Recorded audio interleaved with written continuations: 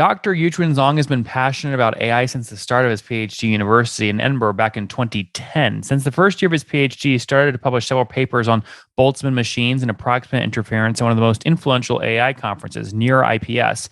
His research contributes to the core of his current company, Boltzbit AI, at boltzbit.com. Dr. Yichuan, you ready to take us to the top? Yes. Okay. So Boltzbit's tagline is make AI accessible to everyone. What does that mean? So it is means to really give people who have the data the power of AI, so people can just develop AI from their data without having knowledge of machine learning or deep learning. And So who are these AI people? I mean, who are you selling to? selling to is business. Yes, mainly it's business, and particularly for a lot of like companies who have a lot of customer data and product data, and they want to make automated decisions like product recommendations and user search, answer a lot of decision questions. This is And what are these companies paying on average per month or per year to use your technology? So now we have the first customer. It is like 150K for the annual contract, right? But our main business model, it is kind of like pay as you use. It's kind of cloud based SaaS. The model is basically based on how much data you upload on our platform and you train the model, and then you pay as the computational hours. And Yeah. so you said one customer today. Yes, one now we have our first customer. Yeah. Well, congratulations. That's very exciting. When did you write the first line of code for your platform? That's back 2020 April, I think. Yeah. 2020. And are Yeah. you the sole co-founder or do you have a team? Now we have a team. Yeah. So we have three co-founders and plus now four developers. Yeah. Okay, so there's And seven also people one total. marketing person and one business. Yeah. So there's So in nine total people nine. full time. Yeah. Okay. And when you said three co-founders, did you guys decide to split equity evenly at the beginning or not? No, it's not evenly. Like kind of, I take the majority because I lead on the initial ideas, and the others are my friend. Yeah, So you own the most out of the three co-founders. yeah. Okay. Very cool. Did you put a bunch of your own money into the business to build the MVP or no? Um, I would say kind of yes, because we spend quite some initial time with our salary and work on some prototypes before we raise the first round of money. Yeah, How many months or how many years? that's roughly like 4 to 5 months, something like Okay. that. I would say. Yeah. And how much did you end up raising? Our first raise is 800K, and then last year we raised 1.6 million. What year Yeah. did you raise the 800K in? That is 2020. Yeah. Okay, 2020. So the 800,000, and that's sort of your traditional pre-seed round? Yes, that's the pre-seed round. And you said the run last year was for 1.6 million? Yes. 1.6 million. Okay. And did you come up with a valuation for that, or was that a convertible note with no cap? No, that is VC investment. That is it is not loan. Yes. Most people, when they're raising their seed round, are selling between 15 and 20% of their business. Is that what you did? Yeah, roughly. Yeah. Okay. So that means you raised it like a 10 or $12 million valuation, something like that. Yeah. Oh, what's going on there, YouTube? Good to see you guys. Now imagine this. You love watching these interviews with SaaS founders, but imagine if we took all of the valuation data out from over 2,807 interviews I've done manually. Saves you a lot of time. Well, we've done this. We've built it into the beautiful interface inside of FounderPath. Check this out. I'll show you how you can access this in a second, but you log in, you connect your Stripe account, you see your valuation real time. You can see what it changed over the past 88 days and even set goals for valuation this year. Now, the secret to valuation is there's many different ways to value a SaaS business. So the reason you're going to see 3 or 4 different valuations inside of your FounderPath dashboard, this is all free by the way, is because depending on who's doing the buying of your SaaS company, you're going to get a different valuation. A VC is going to pay a different valuation. Private equity firm is different. If you're going to do a minority sale, that's different. And if you sell the whole business, that's a different valuation. You can see all those when I hover over here. Right. So the teal is what a VC would pay. Yellow is what private equity. And red is if you sold the whole thing outright. Now, what's cool about this is not built off random data. Again, you guys hear these interviews on YouTube. All these data are built from real-time valuation data points founders share with us on the show. So traction, 1.2 million, seed round, 3.7 raise. They sold 22% of their business. Go in here and filter by the event. Maybe you only want to see companies that have sold the whole business. Well, here are a bunch that have been acquired, the valuation and the multiple.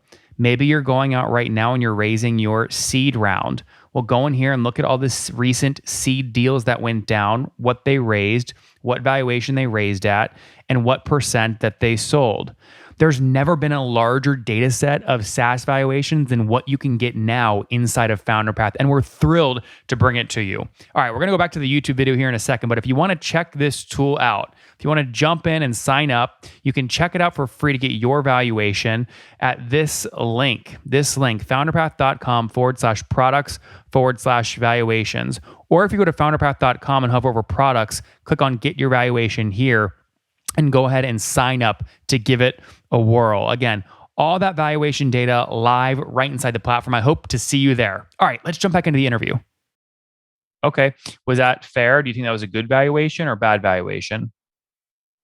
I think that is kind of fair valuation because we are quite deep tech and we are in a very early stage, right? So I would say that's kind of fair, but of course I would like to have the valuation even higher. But these kind of things also, it's always if you push it too high and later you get yourself into problem also.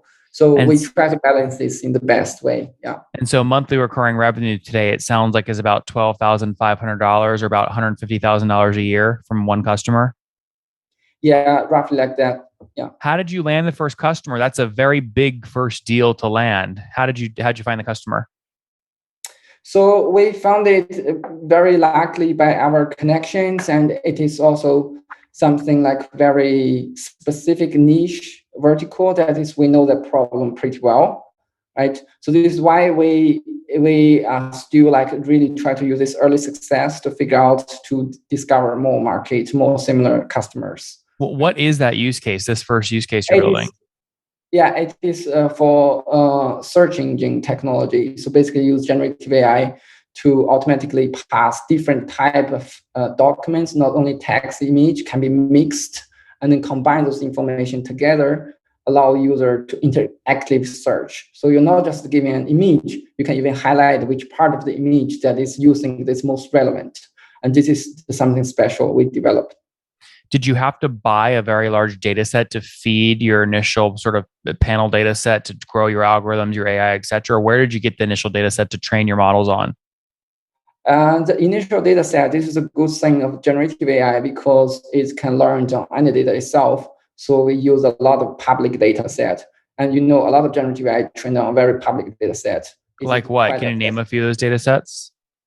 Like one of these, like a Coco and ImageNet, a lot of public data set you can find on GitHub. Yeah. Interesting. Very cool. Okay, so 9 people full-time on the team today. Are you raising capital right now? No, not really. Yeah. Okay. And so what's the next? You just closed last month. Okay. Yeah. What's the next step? You have one customer today. Where do you think you'll get your next customer from?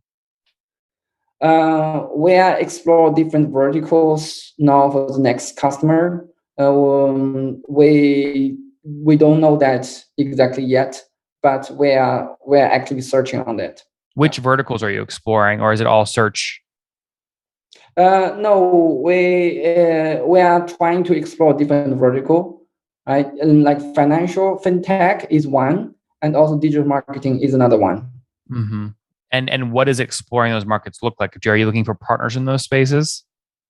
Yeah, both partnership, but also kind of like co-sell and also tech partner in all forms. Very cool. All right, well, this is great. In terms of like team growth, are you hiring right now, or you're good with 9 people? We are still actively hiring, but roughly we are at the stage we are quite happy with our development power. But when we get on board the next customers, and we are potentially start to get the next customers, and then we will start hiring again. Yeah. Very good, doctor. Okay, let's wrap up here with the famous five. Number one, what's your favorite business book? My favorite business book, I probably say Mom's Test. Yeah. Mom's Test. Number two, is there a CEO you're following or studying? Well, that's hard to say. I mean, Elon Musk, I think I followed quite often. I cannot say he's the only one, but he's on the news a lot.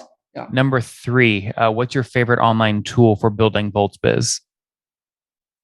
Online tools for building board speed. I probably see GitHub, anything open source that is very useful. Yeah. Number four, how many hours of sleep do you get every night? I would say it varies. On average, I think maybe 6 hours. Yeah. Okay. But sometimes very extreme with 3. And what's your situation? Married, single, kids? I'm married. And any kids? No, I don't have a kid. No kids. And doctor, how old are you? Now, I'm 34. 34. Last question. What's something you wish you knew when you were 20? Sorry, can you repeat the question? Something you wish you knew when you were 20. Something I wish I knew when I was 20. I think I wish I knew business more. I think back to 20, I'm a nerd. I only study scientific stuff. Yeah. Well, it sounds like you're getting into the finances very quickly with your first customer, guys. Boltzbiz.com, just another first customer, $150,000 a year contract. They also just raised a $1.6 million seed round at somewhere between $10 and $15 million valuation. 9 on their team trying to figure out different use cases for this platform they've built. Deep tech. Right now, this first one is actually effectively a search function that allows you to search images, text, all kind of media types to surface whatever it is that you're looking for. So exploring new use cases today in finance and digital marketing. We'll see where they go next. Dr. Yichuan, thanks for taking us to the top. Thank you.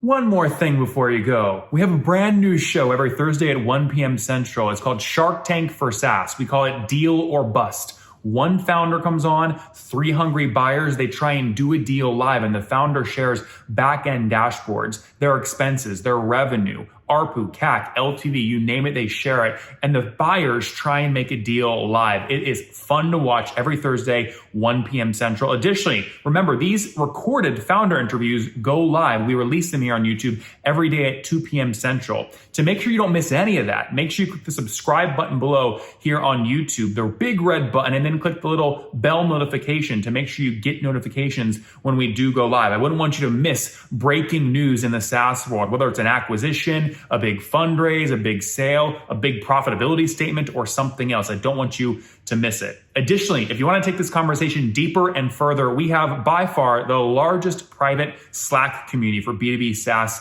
founders. You want to get in there. We've probably talked about your tool if you're running a company or your firm if you're investing. You can go in there and quickly search and see what people are saying.